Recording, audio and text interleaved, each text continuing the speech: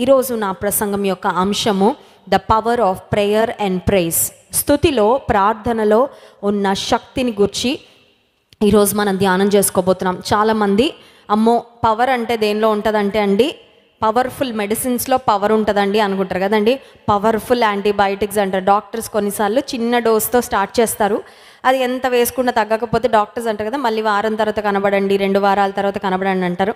కొంతమంది కనబడరు, ఇంకా డాక్టర్ కనబడరు, వ్యాధంతా ముదిరిపోయాక అప్పుడు వెళ్తారు. వెళ్ళిన తర్వాత డాక్టర్ అంటారు ఇంకా చాలా ఇబ్బంది అమ్మ, పవర్ఫుల్ యాంటీబయాటిక్స్ పెట్టాలి, అవి వేసుకోవడం వల్ల మీ దేహం కూడా బలహీన పడిపోద్ది, అందుకని ఈ మందులు వాడితే తప్ప తగ్గదంటారు. సో మెడిసిన్స్లో పవర్ ఉంది.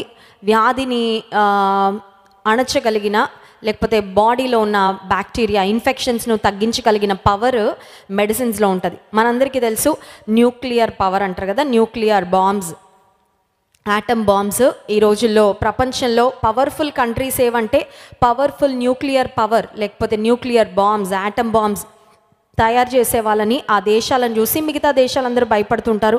అమ్మో వారి దగ్గర చాలా పవర్ ఉందండి, వారి మీదకి మనం వెళ్తే అంత ఈజీగా మనం జయం పొందలేము, గెలుపు పొందలేమని. కానీ ప్రతి విశ్వాసికి దేవుడు ఒక పవర్ ఇచ్చాడు. ఆ పవర్ ఏంటంటే we have the power of prayer. ప్రార్థనా శక్తి మనకి దేవుడు ఇచ్చాడు. హల్లెలూయా. సో వెన్ వి ప్రేస్, ప్రార్థించినప్పుడు, స్తుతించినప్పుడు దేవుని శక్తి మన జీవితంలో విడుదలై ఆయన శక్తి ద్వారా ఎన్నో గొప్ప కార్యాలు మనము గమనించగలం. అపోస్తల కార్య గ్రంథము 16వ అధ్యాయము 23వ వచనం నుండి కొన్ని వచనాలు మార్చి చదువుకుందాం. అపోస్తల కార్య గ్రంథము 16వ అధ్యాయము 23వ వచనం నుండి. వారు చాలా దెబ్బలు కొట్టి వారిని చెరసాలలో వేసి భద్రముగా కనిపెట్టవలనని చెరసాల నాయకునికి ఆజ్ఞాపించిరి.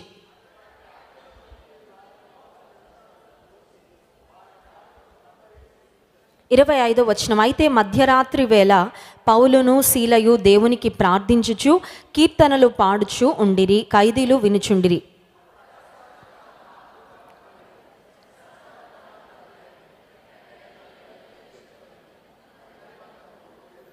అంతలో చెరసాల నాయకుడు మేల్కొని చెరసాల తలుపులన్నీ తెరచి ఉండుట చూచి ఖైదీలు పారిపోయిరనుకొని కత్తి దూసి తన్ను తాను చంపుకొనబోయెను.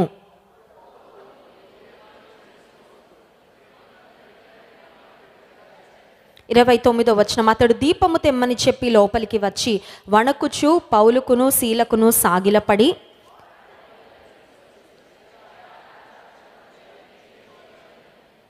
31వ వచనం. అందుకు వారు ప్రభు అయిన యేసునందు విశ్వాసం ఉంచుము, అప్పుడు నీవును నీ ఇంటి వారును రక్షణ పొందుదురని చెప్పి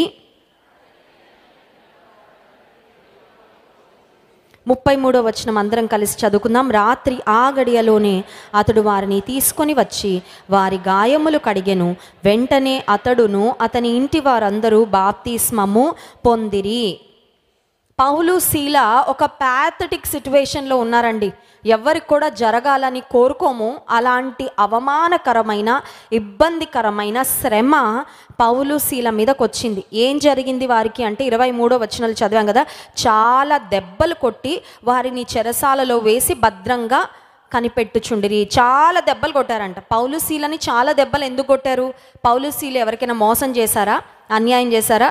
ఈరోజు మార్నింగ్ న్యూస్ చూస్తుంటే ఒక ప్రాంతంలో దొంగలు బాగా దొంగతనాలు చేస్తున్నారంట ఊర్లో. ఊర్లో వాళ్ళు గట్టిగా పట్టుకొని దెబ్బలు కొట్టేసి ఒక స్తంభానికి కట్టేశారంట. సో పోలీసులు వచ్చి వాళ్ళని తీసుకొని వాళ్ళని ఏం చేయాలో అది చేశారంట. ఇప్పుడు పౌలు సీలలను చాలా దెబ్బలు కొట్టారు. ఎందుకు చాలా దెబ్బలు కొట్టారంటే వారు తప్పుడు పని చేసినందుకు కాదు దెబ్బలు తినింది, దేవుని సువార్త ప్రకటిస్తూ అనేక మందికి దీవెనకరంగా ఉంటూ బంధించబడిన వారిని విడుదల చేసినందుకు దెబ్బలు తిన్నారండి. అంటే ఒక మాటలో చెప్పాలంటే మేలు చేసినందుకు మేలుకు ప్రతిగా కీడు పొందుకున్నారు. యేసయ్య కూడా ఈ లోకంలో మేలు చేశాడు అందరికీ, కానీ ఆయనకు మనుషులు ఏం చేశారంటే తిరిగి కీడు చేశారు కదండి. ఆయన ఎవ్వరికి కూడా కీడు చేయలేదు. ఈ లోకంలో జీవించినప్పుడు అందరినీ క్షమించారు, అందరినీ ప్రేమించారు, కానీ ఆయన మేలుకు ప్రతిగా కీడు పొందుకున్నాడు. కొన్నిసార్లు దేవుని బిడ్డలుగా మనం జీవిస్తున్నప్పుడు ఇతరులకు మేలు చేసి మనం ఏమి ఎక్స్పెక్ట్ చేస్తూ ఉంటాం అంటే మేలు చేశాను కాబట్టి మేలు వస్తుంది అనుకుంటాం. కానీ కొన్నిసార్లు మనం సిద్ధపడి ఉండాలి. ఏంటి తెలుసా? మేలుకి మేలే వస్తుంది, కానీ కొన్నిసార్లు మేలుకి బదులు కీడు వస్తుంది. దాన్ని కూడా మనము రిసీవ్ చేసుకోవాలి. ఇక్కడ పౌలు శీలలు చేసిన పని ఏంటంటే అపోస్తల కార్యములు 16వ అధ్యాయము 16వ వచనం, మేము ప్రార్థనా స్థలమునకు వెళ్ళుచుండగా పుతోను అను దయ్యము పట్టినదై సోదె చెప్పుట చేత తన యజమానులకు బహులాభము సంపాదించుచున్న ఒక్క చిన్నది మాకు ఎదురుగా వచ్చెను. ఆమెను చూడగానే పౌలుకు శీలకు జాలి కలిగింది. పౌలు భక్తుడు ఆమెలో ఉన్న అపవాదిని గద్దించగానే ఆమె విడుదల పొందిందంట. విడుదల పొందగానే ఆమె ద్వారా డబ్బును సంపాదిస్తున్న, బిజినెస్ చేస్తున్న ఎవరైతే వ్యక్తులు ఉన్నారో వారికి పౌలు శీల మీద కోపం వచ్చి, ఆమె దయ్యాల చేత పీడించబడినా వారికి ఇబ్బంది లేదు కానీ వారికి మాత్రం డబ్బులు రావాలన్నమాట.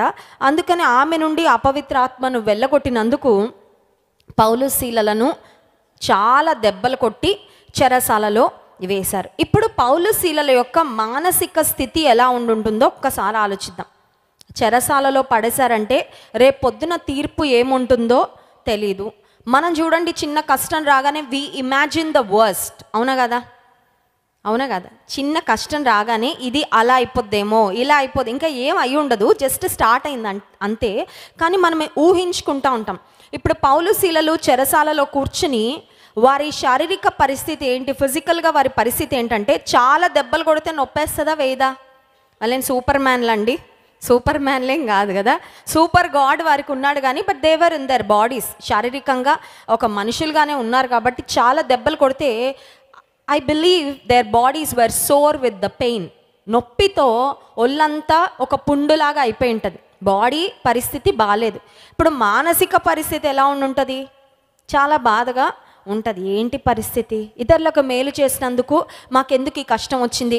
రేపు ఉదయాన మమ్మల్ని ఒకవేళ మా ప్రాణం తీసే ప్లానింగ్ కూడా వేయచ్చు, చెప్పలేము. సో ఈ శిక్షతో, ఈ బాధతో మేము తప్పించుకుంటామో లేదో కూడా మాకు తెలీదు. సో ఒక మాటలో చెప్పాలంటే వారి మనసు బాగలేదు, వారి ఆరోగ్యం కూడా బాగలేదు. ఒకవేళ మనకు కూడా అలాంటి పరిస్థితి వస్తే కొంతమంది ఏం చెప్తుంటారు తెలుసా అండి? మీరు స్తుతించండి స్తుతించండి స్తుతించండి అంటారు కానండి, మనసు బాగాలేదండి ఏం స్తుతించమంటారు? ఇంకొంతమంది అంటారు వాళ్ళంతా రోగాలేనండి, దేహం అంతా వ్యాధులేనండి, ఏం స్తుతించమంటారు? చాలాసార్లు స్తుతించడానికి, ప్రార్థించడానికి మనం కొన్ని సాకులు వెతుకుంటాం, కొన్ని రీజన్స్, కొన్ని ఎక్స్క్యూజెస్ చెప్తాం. అదేంటంటే నా ఆరోగ్య పరిస్థితి బాగాలేదు, ఇదంతా పోయాక అప్పుడు ప్రార్థన చేస్తాను, అప్పుడు దేవుని సన్నిధిలో నేను సమయము గడుపుతాను. కొన్నిసార్లు అంటే నా మైండ్ బాగాలేదండి, ప్రార్థన చేయాలంటే నా మైండ్ బాగుండాలి కదా. నీ మైండ్ ఎప్పుడు బాగాది, ఇంకా అపవాది నీ మైండ్ని ఎప్పుడు ఒక స్పూన్ పెట్టి తిప్పినట్టు తిప్పుతానే ఉంటాడు తెలుసా అండి. నా మైండ్లో ఉన్న అలజడంతా పోయి నేను ఒక పీస్ఫుల్గా రెస్టింగ్ మోడ్లోకి వచ్చాక, కొంతమంది ఫ్రెష్ మైండ్ ఉండాలనుకుంటా. ఫ్రెష్ మైండ్ ఎక్కడ ఉంటుందండి? ప్రపంచం అంతా పొల్యూషన్, అవునా కదా? ఫ్రెష్ ఎయిరే దొరకట్లేదు మనకి, ఫ్రెష్గా ఏది ఫ్రెష్ కూరగాయలు కూడా దొరకట్లేదు, అన్నీ ఫ్రీజర్లో పెట్టుకొని ఆ తర్వాత వాటిని తింటూ ఉన్నాము. చాలాసార్లు ఫ్రోజన్వి తీసుకొని, పాశ్చాత్య దేశాల్లో అయితే దాదాపు అన్నీ ఫ్రోజనే వాళ్ళు వాడేది, కూరగాయలు ఫ్రోజనే, ఆ తర్వాత చికెన్, మటన్, నాన్ వెజ్ అన్నీ కూడా ఫ్రోజన్ వాడుతూ ఉంటారు. ఫ్రోజన్ ఫుడ్స్ తినడం వల్ల ఆరోగ్యం కూడా అంత మంచిగా ఉండదు, ఫ్రెష్ ఏమి దొరకట్లేదు. చాలాసార్లు మనం అనుకుంటాం నా మైండ్ ఫ్రెష్గా ఉన్నప్పుడు అప్పుడు ప్రార్థన చేస్తానండి, మైండ్ ఫ్రెష్ అయ్యి చికాకులు అన్నీ పోయాక అప్పుడు దేవుని సన్నిధిలో దేవుని ఆరాధిస్తాను. కానీ పౌలు శీలలు అసలు వాళ్ళ గురించి వాళ్ళ ఆలోచనే చేయట్లేదండి. They did not think about their circumstances. ఏంటి చెరసాలలో ఉన్నాం, చేతులన్నీ ఇలా బిగించేసి ఉన్నాయా? చేతులు బొండలు వేసి బిగించి ఉన్నాయి అంటే డెఫినెట్లీ దేవర్ ఇన్కన్వీనియంట్, ఇబ్బందిగా ఉంటుంది, అవునా కదా? చేతులకన్నీ సంకెళ్ళు వేసి, కాళ్లకు చేతులకి సంకెళ్ళు వేసి బిగించేస్తే కనీసం కదలడానికి కూడా వారికి అవకాశము లేదు. కొంతమంది అనుకుంటాం అంత నాకు ఐడియల్గా ఉండాలండి, చిన్న సౌండ్ రాకూడదు, చిన్న పని కూడా గుర్తు రాకూడదు, అంత బాగున్నప్పుడు అప్పుడు మోకాలు వేసి ప్రార్థన చేస్తాను. నువ్వు ఐడియల్ సర్కమ్స్టాన్సెస్ కోసం చూసావంటే ప్రార్థన చేయడానికి అవసరం రాను కూడా రావు. But we must learn to pray and praise wherever we are. ఎలాంటి స్థితిలో ఉన్నా ప్రార్థించటం, స్తుతించటము అలవాటు చేసుకోవాలి. హల్లెలూయా. 25వ వచనం చూడండి, 25వ వచనం, అయితే మధ్యరాత్రి వేళ పౌలును శీలయు దేవునికి ప్రార్థించుచు కీర్తనలు పాడుచు నుండిరి, ఖైదీలు వినుచు ఉండిరి. What was Paul and Silas response to suffering? Suffering రాగానే ఏం చేస్తున్నారు పౌలు శీల? పౌలు శీల శ్రమలో ఏం చేస్తున్నారు? ఈరోజు శ్రమ మనకు వచ్చినప్పుడు మనం కూడా అదే చేయాలి అన్న ఒక మాదిరి వారు విడిచిపెట్టారు. పౌలు శీల శ్రమ రాగానే తిట్టట్లేదు. కొంతమందికి నొప్పి, బాధ, వేదన రాగానే కోపం వచ్చేస్తూ ఉంటుంది. అవునా కదా చెప్పాలా? మనకి స్ట్రెస్ ఉంటే విసుగొచ్చేస్తా ఉంటుంది.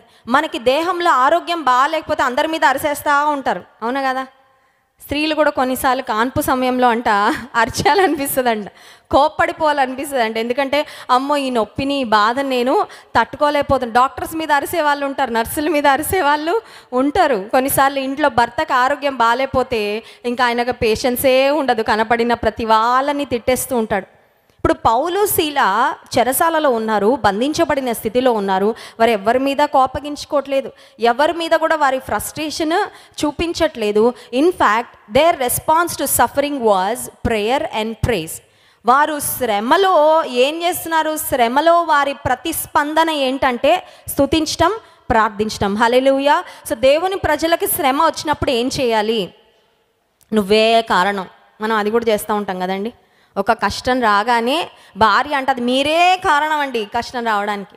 భర్త అంటాడు నువ్వే కారణం అంటాడు.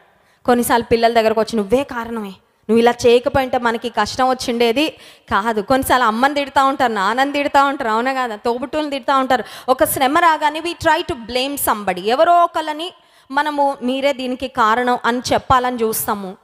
కోపంగా ఉంటాము, విసుగుదల ప్రదర్శిస్తూ ఉంటాము. ఈ పరిస్థితి నుండి ఎప్పుడు విడుదల వస్తుందా అని ఆలోచిస్తూ ఉంటాం, కానీ చాలాసార్లు దేవుని మీదకి మాత్రం ఫోకస్ వెళ్ళదు. కానీ పౌలు శీల భయంకరమైన శ్రమలో, చెరసాలలో ఉండి రేపేమవుతుందో కూడా తెలీదు. కానీ వాళ్ళకు ఒకటి తెలుసు, దేవుడు మాతో చెరసాలలో కూడా ఉన్నాడు అని. హల్లెలూయా. మనం ఎక్కడికి వెళ్ళినా, ఏ పరిస్థితిలోకి వెళ్ళినా దేవుడు అక్కడ కూడా మనతో పాటు ఉండేవాడు. హల్లెలూయా. పౌలు శీల దేవుని స్తుతిస్తూ ప్రార్థిస్తూ ఉంటే 25వ వచనం చివరి భాగం, ఖైదీలు వినుచుండిరి. ఒక మాట చెప్పమంటారా? శ్రమలో మన ప్రతిస్పందన ఆ శ్రమ నుండి మనం ఎలా బయటపడతామో అనేది నిర్దేశిస్తుంది. శ్రమలో మన ప్రతిస్పందనను మన చుట్టూ ఉన్నవారు కూడా చూస్తూ ఉంటారు. చాలాసార్లు అనుకుంటే శ్రమ నాకు వచ్చింది కాబట్టి నా బాధ ఎవరికి తెలుసండి, నేను ఎలా బిహేవ్ చేస్తానో నాకు తెలుసండి. I know the pain that I'm going through, I know why I'm behaving like this అని కొంతమంది అంటూ ఉంటారు. కొంతమంది ఉంటారండి అత్తగారులు కోడల్ని వేధిస్తారు. అమ్మా ఎందుకమ్మా అట్లా ఎండు చేపని ఫ్రై చేసినట్టు ఫ్రై చేస్తున్నావు కోడలంటే ఆమె ఏమంటుంది తెలుసా? మా అత్తగారండి నన్ను మామూలుగా వేపలేదండి, అదంతా నా మనసులో ఉంది, ఇప్పుడు నా రివెంజ్ నా కోడల మీద. కొన్నిసార్లు మనం కొన్ని విధాలుగా ప్రవర్తిస్తూ దానికి ఇంకేదో కారణం అని చెప్తూ ఉంటాం, కానీ మనం ఒకటి మర్చిపోతాం. అదేంటంటే మన జీవితంలో ఒక్కొక్క పరిస్థితిలో మనం ఎలా ప్రవర్తిస్తామో అది చాలామంది గమనిస్తున్నారు అని మర్చిపోతాం. ఏదో ఒక ఎక్స్క్యూజ్ చెప్పేసి దాటిపోవాలని చూస్తుంటాం. ఇప్పుడు పౌలు శీలలు చెరసాలలో దేవుని స్తుతిస్తూ ప్రార్థిస్తూ ఉంటే అక్కడ కూడా వారి ప్రతిస్పందనను చూస్తున్న సాక్షులు కొంతమంది ఉన్నారు. There were some people who were live witnesses of Paul and Silas faith in the prison.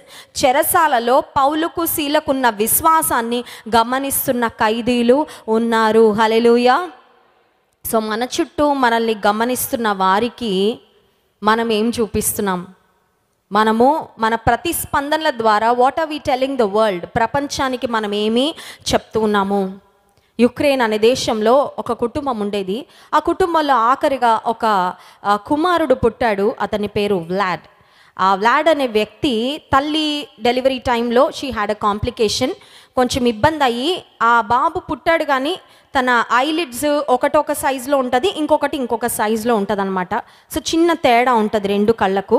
సరే ఆ కుటుంబం యుక్రెయిన్లో మరి అలా జీవిస్తూ ఉండగా కొంతకాలం తర్వాత వారు అమెరికా దేశానికి మూవ్ అవ్వడం జరిగింది. అమెరికా దేశానికి వచ్చిన తర్వాత యుక్రెయిన్లో వారికి ఇంగ్లీష్ కానీ అవేమీ తెలియదు.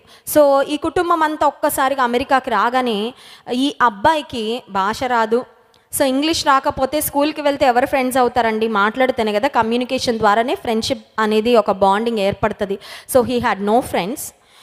ఒక టీనేజ్కి వచ్చేసరికి 13 సంవత్సరాల వయసుకు వచ్చేసరికి ఈ అబ్బాయిని అందరూ ఒకలాగా చూస్తూ ఉండేవారంట, గమనిస్తూ ఉండేవారు. ఎందుకంటే ఆ రెండు కళ్ళు కొంచెం తేడాగా ఉన్నాయని. కొంతమంది అతని దగ్గరకు వచ్చి పేరు కూడా అడిగేవారు కాదంట. నీ కళ్ళకి ఏం జరిగింది? యాక్సిడెంట్ అయిందా? నీ కళ్ళకి ఏదైనా లోపం ఉందా, ఏదైనా ప్రమాదం జరిగిందా, ఏంటి దీనికి కారణమని చాలామంది వచ్చి తనని అడుగుతూ ఉంటే ఒక పాయింట్ ఆఫ్ టైంకి వచ్చేసరికి he started feeling very insecure about his appearance. తన యొక్క రూపాన్ని గూర్చి ఒక అభద్రతా భావం తనలో ప్రారంభము అయిపోయిందంట. ఎందుకంటే ఎటు వెళ్తున్నా అందరూ నా కళ్ళని చూస్తున్నారు, నా కళ్ళు బాగాలేవని గమనిస్తున్నారు, ఐ డోంట్ ఫీల్ కాన్ఫిడెంట్, నాకు మంచిగా అనిపించట్లేదు సమాజంలో తిరగడానికని ఒక అభద్రతా భావం, లోపల ఒక ఆత్మన్యూన్యత భావం తనలో వచ్చేసింది. ఆ టైంలో మంచి క్రైస్తవ కుటుంబంలో పుట్టాడు. సో దేవుడు అంటే విశ్వాసం ఉంది. దేవుని సన్నిధిలో ప్రార్థన చేయడం మొదలుపెట్టాడంట. యేసయ్యా, ఏదైనా ఒక యాక్సిడెంట్ అయిపోయి నేను చనిపోవాలి, ఎందుకంటే ఈ స్ట్రగుల్, ఈ సఫరింగ్ నా వల్ల అవ్వట్లేదు, నేను ఆత్మహత్య చేసుకుంటే అది పాపం నాకు తెలుసు, కాబట్టి ఏదో ఒక యాక్సిడెంట్లో నేను ఉండేలా చేయి, ఆ యాక్సిడెంట్లో నా ప్రాణం పోతే ఇక ఈ అభద్రతా భావంతో నేను స్ట్రగుల్ అవ్వాల్సిన అవసరము లేదు. చాలాసార్లు మనం అనుకుంటాం మన చిన్న చిన్న టెంపరీ ప్రాబ్లమ్స్కి మనం ఒక పర్మనెంట్ సొల్యూషన్ కోసం చూస్తూ ఉంటాం. అసలు అవి పెద్ద సమస్యలు కూడా కాదు, కానీ వాటిని మళ్ళీ మళ్ళీ మళ్ళీ మళ్ళీ మళ్ళీ మళ్ళీ చూడడం ద్వారా కొన్నిసార్లు మన సమస్యలే మనకంటే చాలా పెద్ద సైజులాగా మనకు కనబడుతూ ఉంటాయి. సరే, ఆ వ్యక్తి ప్రార్థన చేసినట్టే కొన్నిసార్లు యాక్సిడెంట్లు జరిగాయి, కానీ దేవుడు మాత్రం తప్పించేసేవాడంట, ఏమీ అయ్యేది కాదు. సరే, కొద్ది రోజులు అయిన తర్వాత ఒకరోజు తన మందిరంలో వెళ్ళి కూర్చుంటే దేవుడు తనతో మాట్లాడుతున్నాడంట. ఇప్పటి వరకు నువ్వు వాక్యాన్ని చదివావు, కానీ నా వాక్యాన్ని నువ్వు భుజించి ఇప్పటి నుండి స్టార్ట్ ఈటింగ్ మై వర్డ్. అంటే లిటరల్గా వాక్యాన్ని నువ్వు నీ జీవితానికి అన్వయించుకో. ఊరికి అలా చదివి వదిలేయడం కాదు, రోజుకు ఒక అధ్యాయం చదువుతున్నాను, రోజుకు 5 వచనాలు చదువుతున్నాను అన్నట్లు చదవడం కాదు. స్టార్ట్ అప్లయింగ్ ద స్క్రిప్చర్స్ అని ఒకరోజు మందిరంలో కూర్చున్నప్పుడు దేవుడు తనతో సూటిగా ఒక దైవ సేవకుని ద్వారా మాట్లాడితే ఇంటికి వెళ్ళాడంట. ఇంటికి వెళ్ళి ఒక రూమ్లో తలుపు వేసుకొని దేవుని సన్నిధిలో దేవుని వాక్యాన్ని పదే పదే పదే పదే పఠించడం ప్రారంభించాడంట. పఠిస్తూ ఉండగా ఒకరోజు దేవుడు తనతో మాట్లాడాడంట, నీ అసలైన రూపము ఈ బయట కనబడుతున్న రూపము కానే కాదు. ఈ బయట కనబడుతున్న రూపం ఏంటంటే నీ ఎముకల మీద చర్మం కప్పబడి ఉంది అది, కానీ ఇది కాదు నీ అసలైన రూపము. నీ అసలైన రూపం ఏంటంటే నువ్వు లోపల నీ అంతరంగంలో నువ్వు ఏదై ఉన్నావో అది నీ అసలైన రూపము. నువ్వు నా కుమారుడవు, అది నీకు ఈ లోకంలో ఉన్న గుర్తింపు. అంతేగాని నీ రూపాన్ని బట్టి, నీ కళ్ళని బట్టి, నీ హైట్, నీ పర్సనాలిటీ, దీని గురించి కాదు నువ్వు బాధపడాల్సిందని దేవుడు తనతో సూటిగా మాట్లాడారంట. సో అప్పటి నుండి దేవుని వాక్యాన్ని ఎప్పుడైతే తన జీవితానికి అప్లై చేసుకోవడం స్టార్ట్ చేశాడో, బయటకైతే అలాగే ఉన్నాడు. నా కళ్ళని స్వస్థపరిచయ్యా, నా కళ్ళని స్వస్థపరిచయ్యని చాలాసార్లు అడిగాడంట. అప్పటికి దేవుడు కళ్ళు అయితే అలాగే ఉంచాడు, కానీ తన హృదయాన్ని స్వస్థపరిచేశాడు. Hallelujah. So he started looking at himself in a different way. తనను తాను ఒక నూతనమైన విధానంలో చూసుకోవడం ప్రారంభించాడు. ఇక నుండి ఎవరు ముందుకెళ్ళినా వాళ్ళు నా కళ్ళు చూస్తున్నారా, వాళ్ళు ఏమనుకుంటున్నారా అని ఆలోచించట్లేదంట. అప్పటి నుండి ఇంకెవరు ముందుకు వెళ్ళినా వారికి దేవుని గురించి చెప్పడం, చాలా సాదాసీదాగా బ్రతుకుతూ ఉండేవాడు. ఆ ఆత్మన్యూనత భావం తనలో ఉండి దేవుడు తీసివేశాడు. ఆ తర్వాత నుండి ఆశ్చర్యం ఏంటంటే ఎవరు కూడా నీ కళ్ళకి ఏమైందని ఎప్పుడు అడగలేదంట. నీ కళ్ళకి ఏమైందని ఎప్పుడు అడిగేవారు కాదు. చాలా నార్మల్గా సంభాషణ చేస్తూ వచ్చారు. అండ్ దెన్ ఫైనలీ తన జీవితంలో ఆయనను దేవుడు తన సేవకు పిలుచుకొని ఒక బలమైన సేవను దేవుడు తనతో జరిగించుకుంటున్నాడు. లాస్ట్ మన వరల్డ్ తెలుగు క్రిస్టియన్ కాన్ఫరెన్స్లో కూడా బ్రదర్ బెన్నీ ప్రసాద్ గారు మన మధ్యలోకి వచ్చారు. ఆయన సాక్షిని మీరు అందరూ విని ప్రభావితం చెందారని నేను నమ్ముతున్నాను. బ్రదర్ తన సాక్ష్యంలో ఒక మాట చెప్పారు, ఏంటంటే నాకు ఒక స్త్రీ లాంటి స్వరం ఉంది, ఒక ఫెమినైన్ వాయిస్ ఉంది. అపవాది చాలాసార్లు నన్ను బాధ పెట్టేవాడు, అధైర్యపరిచేవాడు. ఏమనంటే ఈ స్వరంతో నువ్వు ఎవరికి చెప్తావు నీ సాక్ష్యం, ఈ స్వరంతో నువ్వు సువార్త ఎవరికి ప్రకటిస్తావు, మనుషులు నేను వేరేలాగా చూస్తారని. ఒకసారి బ్రదర్ చెప్పారు కదా, ఒక షాప్కి ఫోన్ చేస్తే చైర్స్ కోసం ఆర్డర్ చేస్తే వాళ్ళు అన్నారంట చైర్లు రెడీగా ఉన్నాయి వచ్చి తీసుకెళ్ళండి అన్నారంట. సరే బ్రదర్ వెళ్ళి ఇందాక ఫోన్ చేసాం కదండి చైర్స్ రెడీగా ఉన్నాయా అని అడిగాం కదా అంటే వాళ్ళు అన్నారంట లేదండి ఇందాక ఒక మేడం గారు ఫోన్ చేశారు, ఆ మేడం గారి కొరకు ఈ కుర్చీలన్నీ పక్కన పెట్టాము, ఇంకా మీకు ఇవ్వడానికి కుర్చీలు లేవనగానే చాలా బాధ. ఆ రోజు మనందరం నవ్వాం కదండి, ఎందుకంటే ఇట్ సౌండెడ్ ఫనీ, కానీ దాని వెనకాల చాలా పెయిన్ ఉంది కదా. ఒక పురుషునిగా తను ఉండి ఒక మేడం గారు నాతో మాట్లాడారనగానే చాలా బాధ కలిగిందంట. బ్రదర్ మళ్ళీ షాప్లో ఉండి బయటికి వెళ్ళి ప్రభు నాకు ఒక మంచి ఆలోచన ఇవ్వనగానే దేవుడు ఒక ఐడియా ఇచ్చారంట. ఐడియా ఏంటంటే మళ్ళీ షాప్కి ఫోన్ చేసి మేడం గారు ఒక అబ్బాయిని మీ దగ్గరికి పంపిస్తారు, ఆ అబ్బాయికి చైర్స్ ఇవ్వండి అని చెప్తే, సో మళ్ళీ తను వెళ్ళి, ఇందాక మేడం గారు ఫోన్ చేశారు కదండి, ఆ మేడం గారు నన్ను పంపించారు, చైర్లు ఇవ్వండి అనగానే కుర్చీలు ఇస్తే తీసుకొని వెళ్ళారండి. సరే, ఆ సంఘటన చెప్పినప్పుడు ఒక విషయాన్ని వివరించారు బ్రదర్. ఏమనంటే, నా స్వరాన్ని బట్టి అపవాది నన్ను చాలాసార్లు కృంగదీసేవాడు, డిస్కరేజ్ చేసేవాడు. బ్రదర్ తన స్వరాన్ని చూసుకుంటూ కూర్చొని ఉంటే తను ప్రపంచానికి దీవెనకరంగా ఈరోజు అయిండేవాడు కాదు. ఇందాక నేను చెప్పాను పాస్టర్ గురించి, పాస్టర్ వ్లాడ్. ఆయన కళ్ళను గురించి ఆలోచిస్తున్నాలో ఈ లోపం ఉంది కాబట్టి నేను ఎవరికి ఆశీర్వాదకరంగా ఉండలేను, నేను మనుషుల ముందుకి వెళ్ళలేను, మనుషులు నన్ను అంగీకరించరేమో అనే భావనలో ఉండిపోయింటే ఈరోజు దేవుని చేతిలో ఒక పాత్రగా ఆయన వాడబడి ఉండేవాడు కాదు. నీ జీవితంలో ఏది నువ్వు దేవుని కొరకు ముందుకు సాగకుండా, ఏ సర్కమ్స్టాన్స్, ఏ పరిస్థితి నీకు ఒక హిండ్రెన్స్గా ఉంది? పౌలు శీల జైల్లో కూర్చున్నారు. వారి చేతులకున్న సంకెళ్ళు వారిని దేవునికి ప్రార్థన చేయకుండా ఆపలేకపోయాయి. హల్లెలూయా. వారి ఒంటి మీద తగిలిన దెబ్బలు వాసిపోయి ఉంటాయండి. బహుశా రక్తం కూడా కారుతూ ఉండుండొచ్చు, గట్టిగా తగిలి ఉంటే దెబ్బలు. ఆ వూండ్స్, ఆ పెయిన్ ఏది కూడా వారు దేవుని స్తుతించకుండా, దేవుని సన్నిధిలో ప్రార్థన చేయకుండా వారిని ఆపలేకపోయింది. Let me tell you something. If you are a child of God, nothing in this world should stop you from praying to Him and praising Him. Hallelujah. నువ్వు నిజంగా దేవుని బిడ్డవైతే ఈ ప్రపంచంలో దేవునికి నువ్వు ప్రార్థన చేయకుండా, దేవుని స్తుతించకుండా నన్ను ఈ ప్రపంచంలో ఏ పరిస్థితి కూడా ఆపడానికి వీలు లేదు. హల్లెలూయా. పౌలు శీల ఆ సమయంలో సంఖ్యల నుండి విడిపించుకోలేరు. చుట్టూ పహారా పెట్టారు సైనికులని. ఆ జైలుకి ఇన్ఛార్జ్ ఉన్నాడు, జైలర్ ఉన్నాడు. సో ఇంకా వాళ్ళు బయటకైతే రాలేరు. కానీ వారు చేయగలిగింది మాత్రం ఒకటి ఉంది, దేవునికి ప్రార్థన చేయడం. ప్రభువా, ఈ పరిస్థితి నుండి మాకు విడుదల దయచేయని దేవుని స్తుతించడం. ఎందుకంటే ప్రభువా, నీ పరిచర్య చేసినందుకు, మాకు ఈ సఫరింగ్ వచ్చినందుకు నీకు స్తోత్రాలని. హల్లెలూయా. కొన్నిసార్లు మన పరిస్థితి ఎలా ఉంటుందంటే, మన తప్పులు చేసేసి మళ్ళీ దానివల్ల ఒక ఇబ్బంది వస్తే దేవుడి కోసం మనం ఏదో ఇబ్బంది పడుతున్నట్టు ఫీల్ అయిపోతాం. అర్థమవుతుందండి? ప్రభు కొరకు శ్రమ పడ్డం అంటే ఏంటంటే, సువార్త ప్రకటిస్తున్నప్పుడు శ్రమను పొందుకుంటే, దేవుని కొరకు సాక్షిగా జీవిస్తున్నప్పుడు శ్రమ పొందితే అది క్రీస్తు నిమిత్తము మనము శ్రమ పడుట. అంతేగాని తెలివి తక్కువతనం వలన, తొందరపాటు వలన, మన అవిధేయత వలన మనం ఇబ్బంది పడిపోయి దేవుని కొరకు నేను శ్రమ అనుభవిస్తున్నాను అనుకుంటే అది కరెక్ట్ కానే కాదు. ఇప్పుడు పౌలు శీల వారు చేయగలిగిన పరిచర్య ఏమీ లేదు. వారు చేయగలిగిందల్లా ప్రార్థించడం, స్తుతించడం. బహుశా నీ జీవితంలో కూడా ఒక చెరసాలలో బంధించబడినట్లుగా నీవు ఉన్నావేమో. చెరసాలలో బంధించబడ్డం అంటే ఏంటంటే, maybe there are certain thoughts that are just running in your mind over and over again. కొన్ని రకాలైన ఆలోచనలు నిన్ను మాటి మాటికి బాధిస్తున్నాయేమో.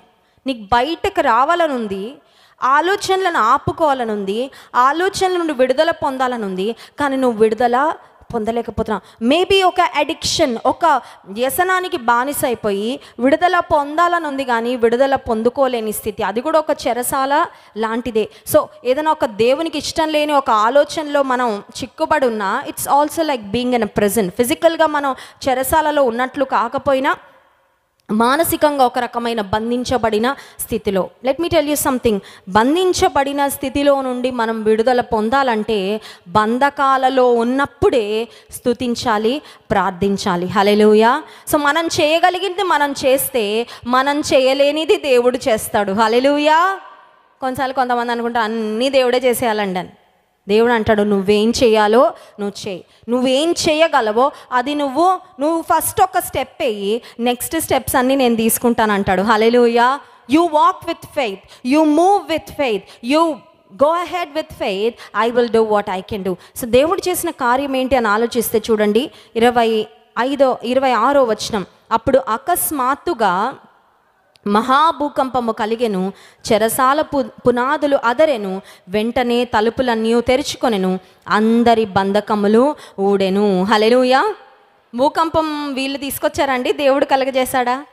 God ordered the nature. దేవుడు సృష్టితో మాట్లాడి భూకంపం రావాలి అని దేవుడు ఆజ్ఞాపించాడు. ఇప్పుడు పౌలు శీల యొక్క బంధకాల నుండి విడుదల పొందడానికి దేవుడు సృష్టిని ఆజ్ఞాపించాడు. హల్లెలూయా. దేవుని స్తుతిస్తూ దేవునికి ప్రార్థిస్తూ మనముంటే మన కొరకు మన పరిస్థితులను దేవుడు మారుస్తాడు. హల్లెలూయా. ఆయన పరిస్థితులను ఆజ్ఞాపిస్తాడండి మన కోసం. He will pave the way for us. మన విడుదల కొరకైన మార్గాన్ని దేవుడు సరళము చేస్తాడు. దేవుడు అదే చేశాడు. అక్కడ ఒక భూకంపం వచ్చిందంట. చెరసాల పునాదులు అదిరాయి, తలుపులు తెరుచుకున్నాయి, బంధకములు. అప్పుడే ఎందుకు జరిగిందండి? కొంతమంది అవిశ్వాసులు ఉంటారండి. మేబీ ఇట్స్ అ కోఇన్సిడెన్స్, అనుకోకుండా జరిగేసిందేమో అండి, అది దేవుడు చేసిన అద్భుతం అనుకోడు. కాదండి.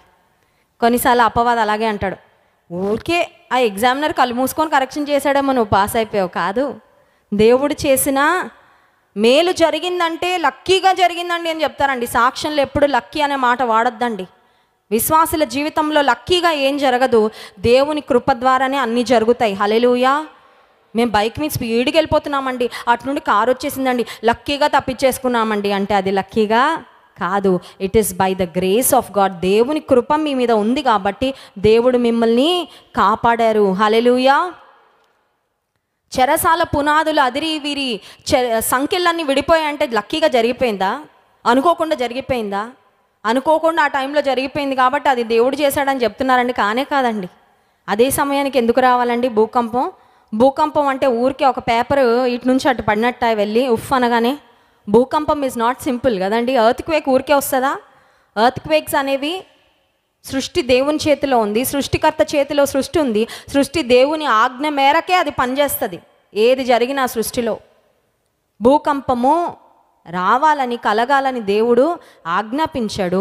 అక్కడ భూమి అదిరింది, చెరసాల పునాదులు అదిరాయి, వీరి సంఖ్యలు విడిపోయాయి. ఇప్పుడు ఏం జరిగిందంటే చూడండి, అక్కడ వ్రాయబడిన మాట 26వ వచనం 27వ వచనం. అంతలో చెరసాల నాయకుడు మేల్కొని చెరసాల తలుపులన్నీ తెరిచి ఉండుట చూచి ఖైదీలు పారిపోయిరు అనుకొని కత్తి దూసి తన్ను తాను చంపుకొనబోయెను. 28వ వచనం.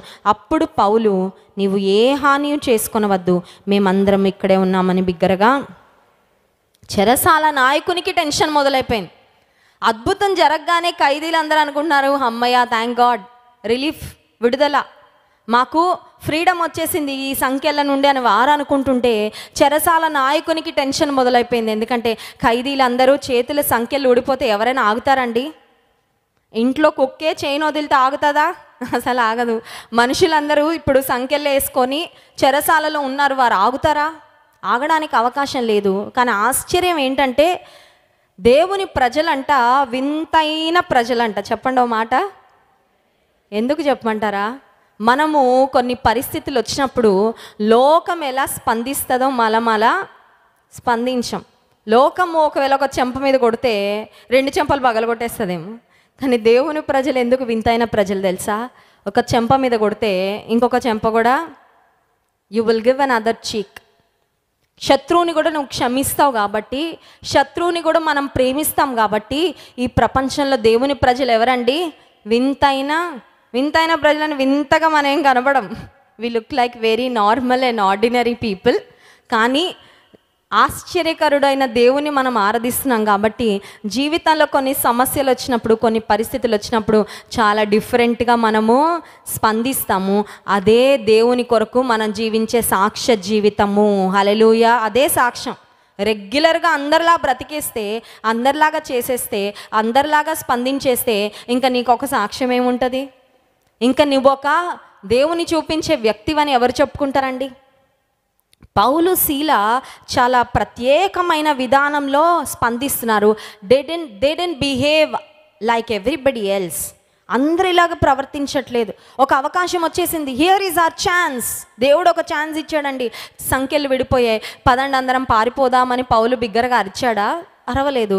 పౌలు అరుస్తున్నాడు, మేమందరం ఇక్కడే ఉన్నాము, చెరసాల నాయకుడా నీకు నువ్వు ఏ హాని చేసుకోవద్దు. ఇంకో మాటలో చెప్పాలంటే పౌలే గనక గట్టిగా అరవకపోయింటే చెరసాల నాయకుడు ఏదో ఒకటి చేసేసుకునేవాడే. పౌలు అక్కడ ఉండడం ద్వారా చెరసాల నాయకుని ప్రాణం కూడా కాపాడబడింది. హల్లెలూయా. ఎవరైనా చెప్పగలరా నీ గురించి సాక్ష్యము? పలానా వ్యక్తి ఉండడం ద్వారానే అండి ఈరోజు నేను ఇలా బ్రతికున్నాను చెప్పగలరా ఎవరైనా? పలానా వ్యక్తి మా కొరకు ప్రార్థన చేశారండి, పలానా వ్యక్తి, పలానా కుటుంబం మా కొరకు నిలబడిందండి, అందుకే నేను ఇలా ఉన్నానని నిన్ను గురించి ఎవరైనా సాక్ష్యం చెప్పగలరా? మా రెండో పాప నిత్యతో నేను ప్రెగ్నెంట్గా ఉన్నాను. I think it was 7th month. 7వ నెల గర్భవతిగా ఉన్నాను. నా ఫేస్ అంతా మారిపోయింది. ఎందుకంటే ప్రెగ్నెన్సీలో కొంతమందికి జరుగుతుంది, అందరికీ జరుగుతుందని కాదు. నా ముఖం అంతా లావుగా అయిపోయింది. నా ముఖ పోలికలన్నీ మారిపోయాయి. అద్దం దగ్గరికి వెళ్తే నన్ను నేను చూసుకోవాలనిపించట్లేదు, అట్లా ఉంది నా పరిస్థితి. అయితే 7వ నెల గర్భవతిగా ఉన్నప్పుడు దేవుడు నాతో మాట్లాడుతున్నాడు, నువ్వు స్టూడియోకి వెళ్ళి నిరాశను జయించుట ఎట్లు అని ఒక ప్రసంగం చెప్పు అని దేవుడు ప్రేరేపిస్తున్నాడు. నేను ఎప్పుడైనా సరే దేవుడు ప్రేరేపించాడంటే మాత్రం దానికి విధేయత చూపిస్తానండి. నిజానికి 7వ నెల గర్భవతిగా ఉన్నాను. మా స్టూడియోలో ఏసీ కూడా సరిగ్గా పనిచేయట్లేదు. ఏసీ కూడా స్టూడియో పెద్దగా ఉంటుంది, ఒకటే ఏసీ ఉండేది అప్పుడు. ఆ ఏసీ కూడా సరిగ్గా రావట్లేదు. అద్దం దగ్గరికి వెళ్ళాను, ఓపిక కూడా లేదు నాకు రెడీ అవ్వడానికి, స్టూడియోకి వెళ్ళడానికి. నేను అన్న, ప్రభా నువ్వు చెప్పావు కాబట్టి నేను వెళ్తానయ్యా, నీ పనిలో ఉన్నాను, నువ్వు ఎప్పుడు ఏ పని చెప్తే నీ డ్యూటీలో ఉన్నా కాబట్టి నేను చేస్తా. అద్దం దగ్గరికి వెళ్ళాను, రెడీ అవుతున్నాను. నాకు మంచిగా అనిపించట్లేదు నన్ను నేను చూసుకుంటే. నేను ఒకటే అన్నాను ప్రభుతో, నేను ఎట్లా కనబడుతున్నానో నాకు అనవసరం ప్రభా, నువ్వు పని చేయమన్నావు కాబట్టి నేను చేస్తాను. ఇప్పటికి ఉంది అది యూట్యూబ్లో, మీరు వెళ్ళి చూడొచ్చు కావాలంటే.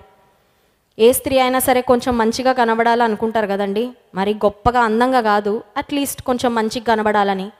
దేవుడు నువ్వు వెళ్ళి చెప్పంటే నేను అన్న, ప్రభా నా ముఖం ఎంత వికారంగా ఉందో నేను పట్టించుకోవట్లేదు, నా కడుపు ఇట్లా ఉంది, ఒకవేళ ఇట్లా ఎవరైనా చూస్తే ఇబ్బందిగా ఫీల్ అవుతారేమో, నేను అది కూడా పట్టించుకోవట్లేదు, నువ్వు చెప్పావు కాబట్టి నేను చేస్తానని నేను రెడీ అయ్యి స్టూడియోకి వెళ్ళాను. స్టూడియోకి వెళ్ళిన తర్వాత 5 నిమిషాలకి నాకు ఆయాసం వస్తుందండి. 5 నిమిషాలకి 10 నిమిషాలకి నాకు ఆయాసం వస్తుంది, నాకు దాహం వేస్తుంది, నేను చెప్పలేకపోతున్నాను, చెమటలు పట్టేస్తూ ఉన్నాయి, ఏసీ కూడా సరిగా పనిచేయట్లేదు. అయినా సరే ఆ మెసేజ్ అంతా చెప్పి నువ్వు చెప్పావు ప్రభా నేను చేశానని నేను మామూలుగా ఇంట్లోకి వచ్చేసాను. అది అయిపోయిన 1 సంవత్సరానికి మన ఆఫీస్కి ఒక ఫోన్ కాల్ వచ్చింది. కువైట్ అనే దేశం నుండి ఒక సిస్టరు అక్కడ పని చేసుకుంటూ ఉంటారంట. ఆమె ఫోన్ చేసి చెప్పిన సాక్ష్యం ఏంటంటే, ఈరోజు నేను ఆత్మహత్య చేసుకోవాలని అన్నీ రెడీ చేసుకున్నా చనిపోవాలని. కానీ యూట్యూబ్లో బ్లెస్ అక్క మెసేజ్ వచ్చింది, ఆత్మహత్యను జయించుట ఎట్లు అనే మెసేజ్.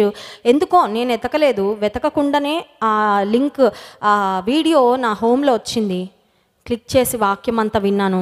ఆ వాక్యం విన్న తర్వాత ఆత్మహత్య ఆలోచన నుండి నేను విరమించుకున్నానని చెప్పిందండి. హల్లెలూయా. ప్రభువుని ఎందుకు స్తుతించాను తెలుసా? ఆ రోజు నేను ఇట్లున్నాను అట్లున్నాను, నా డెలివరీ అయ్యాక మెసేజ్ చెప్తాను అని నేను పోస్ట్ పోన్ చేస్తుంటే, ఏమో ఒక్క ప్రాణం నిలబెట్టావు ప్రభా, నీకే స్తోత్రం. నువ్వు ఎప్పుడు ఏ పని చెప్పినా నేను ఇంక ఏ సాకులు కూడా నా గురించి ఆలోచించుకోను, నువ్వేం చేయాలంటే అది చేసుకుంటా వెళ్ళిపోతానని ఆ రోజు తిరిగి మరి దేవునికి అప్పగించుకోవడం జరిగింది. ఎందుకు ఈ మాట చెప్తున్నానంటే, పౌలు శీల చెరసాలలో ఉన్నారు. చెరసాల నాయకుని ప్రాణం పోకుండా పౌలు శీల అక్కడ అడ్డుపడ్డారండి. హల్లెలూయా. ఇంకొకళ్ళు అయింటే చెరసాలలో ఉండి ఎస్కేప్ అయిపోయి, అమ్మో దేవుడు ఈ రకంగా మా ప్రాణాన్ని కాపాడారేమో అనుకొని వెళ్ళిపోయేవారు. పౌలు శీల అనుకున్నారు, మా దేవుని చేతిలో మా ప్రాణం ఉంది. హల్లెలూయా. మరణము తప్పించుట యెహోవా, ఆయన తప్పిస్తాడండి. మనం ఎన్ని జాగ్రత్తలు తీసుకున్నా మరణం నుండి తప్పించాలంటే ఆయన, నీ మీద మనుషులు ఎన్ని కుట్రలన్నా పనని, వారు తవ్వుకున్న గోతులో వారే పడతారు, కానీ నువ్వు దేవుని చేతిలో ఉన్నావు కాబట్టి నిన్ను సురక్షితంగా ఆయన కాపాడుతాడు. హల్లెలూయా. పౌలు శీలలు అనుకుంటున్నారు, such a narrow escape, such a great opportunity, తప్పించుకొని వెళ్ళిపోదాం అనుకోలే. పౌలు శీలలు అనుకుంటారు, ఏమైనా పర్వాలేదు, మేము ఇక్కడే ఉన్నాము, చెరసాల నాయకునికి కూడా చెప్దామని గట్టిగా బిగ్గరగా చెప్తున్నాడు. చెప్పిన తరువాత చెరసాల నాయకుడు ఏం చేశాడంటే చూడండి, 31వ వచనం, 29వ వచనం, అతడు దీపము తెమ్మని చెప్పి లోపలికి వచ్చి వణకుచు పౌలుకును శీలకును సాగిలపడి. హల్లెలూయా. పౌలు శీలలు పారిపోతుంటే పట్టుకోలేదు, పౌలు శీల ఎదుట ఆ ముందే దెబ్బలు తిన్నారండి పౌలు శీల. వెంటనే దేవుడు పౌలు శీలకి ఘనతనిచ్చాడు. హల్లెలూయా. సమస్యల మధ్యలో, శ్రమల మధ్యలో దేవుని మనం ప్రతిబింబిస్తే మనకి ఎక్కడ అవమానం జరిగిందో అక్కడే దేవుడు మనల్ని ఘనపరుస్తాడు. హల్లెలూయా. నువ్వేం బాధపడాల్సిన అవసరం లేదు. నాకు అవమానం జరిగింది ప్రభా, నాకు ఇబ్బంది అయిందయ్యా, అనవసరంగా నేను నిందలు పొందుకున్నా ప్రభా, అనవసరంగా నేను రాళ్ల దెబ్బలు తిన్నానయ్యా, చెప్పు దెబ్బలు తిన్నానయ్యా, చెంప మీద కొట్టారయ్యా, భయంకరంగా కొట్టారు పౌలు శీలను. చెరసాల నాయకుడు, ఒక అఫీషియల్, ఒక హై పొజిషన్లో ఉన్న వ్యక్తి వారికి సాగిలపడి అడుగుతున్నాడండి ఒక ప్రశ్న. ఏం అడుగుతున్నాడో చూడండి, 30వ వచనం, అయ్యలారా రక్షణ పొందుటకు నేనేమి 31వ వచనం, అందుకు వారు ప్రభు అయిన యేసునందు విశ్వాసం ఉంచుము, అప్పుడు నీవును నీ ఇంటి వారును రక్షణ పొందుదురు. హల్లెలూయా. జైలు సెల్లే సువార్త ప్రకటించే స్థలంగా మారిపోయింది. హల్లెలూయా. పౌలు శీల ముందు మీ ఇంటికి తీసుకెళ్ళయ్యా, కొంచెం డిన్నర్ పెట్టయ్యా, కొద్ది గాయాలన్నీ కడగయ్యా, తర్వాత చెప్తామన్నారండి సువార్త. In season and out of season, సమయమందు అసమయమందు సువార్త ప్రకటించడానికి దేవుని బిడ్డలు సిద్ధంగా ఉండాలి. పౌలు శీలలో ఎవరు రెడీ బ్యాటరీలా ఉన్నారండి దేవుని కొరకు. హల్లెలూయా. ఒక సంసిద్ధత, ఒక రెడీనెస్.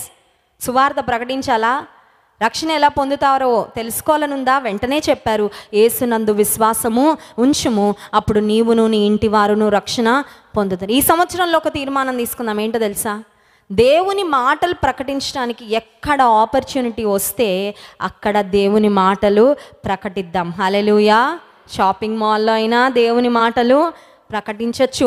వాకింగ్ చేస్తున్నప్పుడు పక్కనున్న వాళ్ళతో సువార్త ప్రకటించవచ్చు. ట్రావెల్ చేస్తున్నప్పుడు, ట్రైన్లో, ఒక బస్లో, ఒక ఆటోలో ప్రయాణం చేస్తున్నప్పుడు కూడా ప్రక్కనున్న వారికి దేవుని సువార్త ప్రకటించవచ్చు. సమయమందు అసమయమందు, in season and out of season దేవుని సువార్త మనము ప్రకటించాలి. సువార్త ప్రకటించగానే ఏం జరిగిందంటే 32వ వచనం, అతని ఇంట ఉన్న వారందరికీ దేవుని వాక్యం బోధించిరి.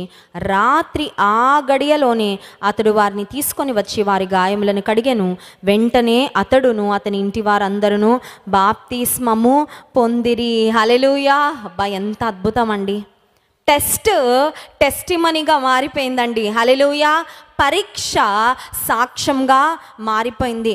శ్రమ ఒక స్తుతి నివేదికగా మారిపోయింది. ఈ సంవత్సరం మనము శ్రమలలో, ఇబ్బందులలో ప్రార్థించి స్తుతించగలిగితే ఆ టెస్ట్ ఖచ్చితంగా ఒక టెస్టిమనీగా మారిపోద్ది. హల్లెలూయా. కొన్నిసార్లు పెయిన్ గుండా వెళ్తున్నప్పుడు అనిపిస్తుంది, maybe this pain will last for ever. ఈ బాధ, ఈ వేదన, ఈ ఇబ్బంది, ఈ అవమానకరమైన పరిస్థితి ఎప్పటికీ ఉంటుందేమో అని. నో, వారికి అప్పుడే వేదన వచ్చింది ముందు రోజు రాత్రి, నెక్స్ట్ రోజు కల్లా వేదన, బాధ అంతా తొలగిపోయింది. ఐఎమ్ ష్యూర్ పౌలు శీలకు ఒక గొప్ప సాటిస్ఫాక్షన్ వచ్చి ఉంటుంది. ఏమని తెలుసా? చెరసాలలో పడినైతే పడ్డాం, కానీ చెరసాల నాయకుని కుటుంబం అంతా రక్షణ పొందింది, ఇంతకంటే ఏం కావాలనుకుంటారు. హల్లెలూయా.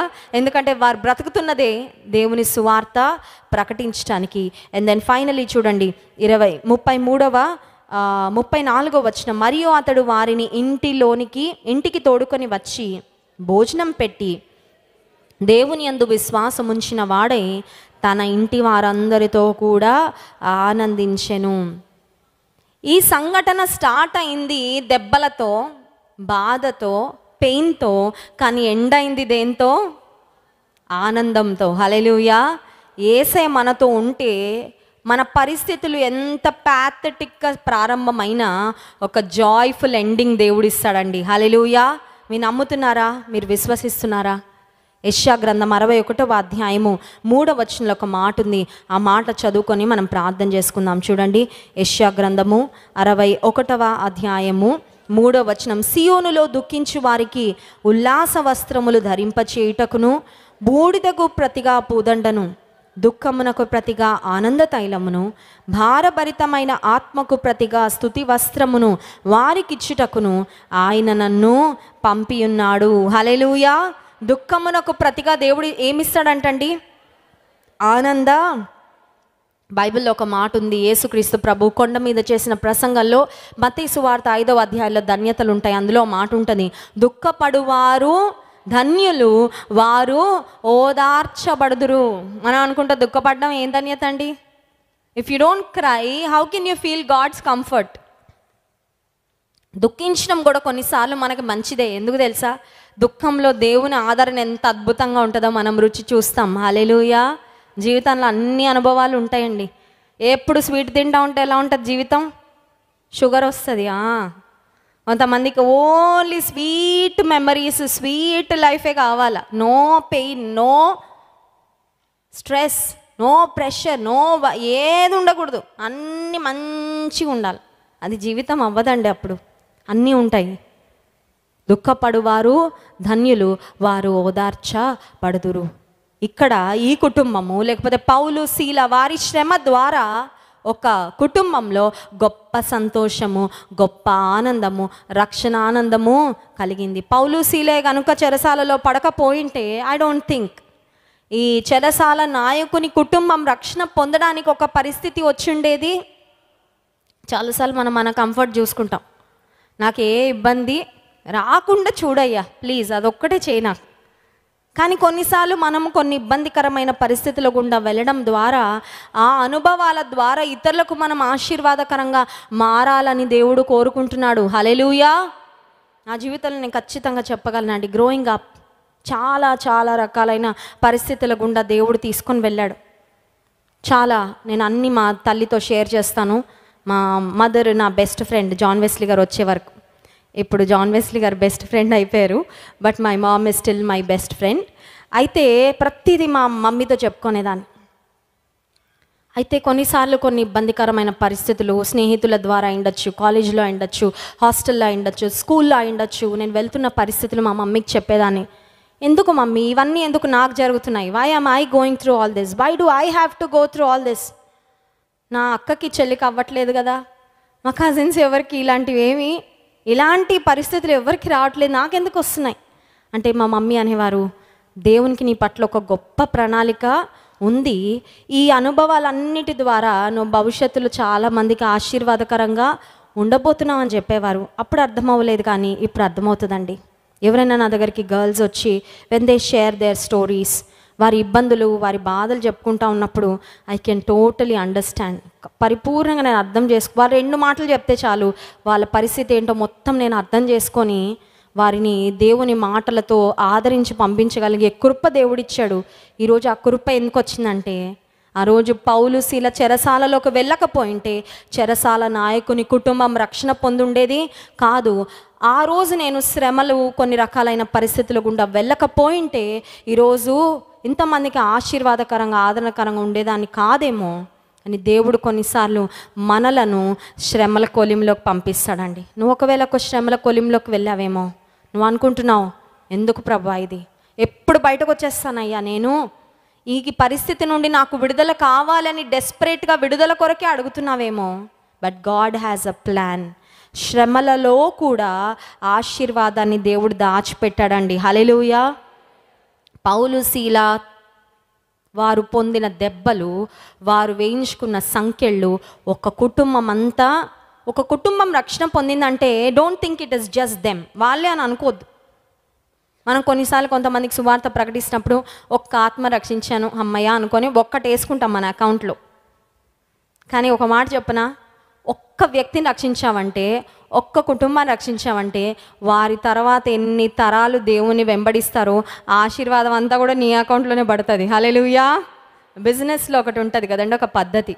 కొంతమందిని అంటారు మీరు మెంబర్స్గా జాయిన్ అవ్వండి, మీరు ఎంతమందిని చేరిస్తే వాళ్ళు చేసిన వ్యాపారంలో మీకు ఎంత పర్సంటేజ్ ఇస్తామంటారు కదా, మీరు చేయండి అంటే వీళ్ళు వెళ్ళి ఇంకా అందరికీ సేల్ చేస్తూ ఉంటారు ప్రోడక్ట్స్, ఇంకా 10 మందిని చేరుస్తూ ఉంటారు. ఎందుకంటే వాళ్ళని చేర్చడం ద్వారా వారు చేసే సేల్స్లో వీళ్ళకి కూడా షేర్. నువ్వు ఒక్క వ్యక్తిని రక్షించావు ఇంతే అనుకుంటున్నావేమో, ఒక్క ఆత్మ కొరకు ఇంత ప్రయాసపడుతున్నానయ్యా, ఇజ్ ఇట్ వర్త్ ఇట్? కొన్నిసార్లు అనిపిస్తుంది, ఒక్కరి కోసం ఇన్ని బాధలు అవసరమా, ఒక్క వ్యక్తి కొరకు ఇంత ప్రయాస అవసరమా, ఇన్ని మాటలు పడడం అవసరమా? నా స్నేహితురాలకి నేను సువార్త ప్రకటిస్తున్నప్పుడు కాలేజ్లో వాళ్ళ ఇంటికి ఎప్పుడు ఫోన్ చేసినా నా పేరు ఉజ్వల అండి, నా పేరు బ్లెస్సీ కాదు, ఎందుకంటే బ్లెస్సీ అంటే ఫోన్ పెట్టేస్తారు వాళ్ళు. నా స్నేహితురాలకి నేను సువార్త ప్రకటించడానికి నా పేరు మా స్నేహితురాలు వాళ్ళ ఇంట్లో చెప్పింది, మా ఫ్రెండ్ ఉజ్వల అని. ఎప్పుడు ఆయన ఫోన్ ఎత్తగానే ఉజ్వలనా అమ్మ, ఇదిగో ఇస్తున్నా మీ ఫ్రెండ్కి అని ఇచ్చేవారు వారి తాతగారు. ఫోన్లే పేరు మారినా పర్వాలేదు, సువార్త ప్రకటిస్తున్నాను చాలా అనుకునేదాన్ని. హల్లెలూయా. దేవుని సువార్త ప్రకటించడానికి నువ్వు ఏమైనా చిన్న ప్రయాసన పడుతున్నావా?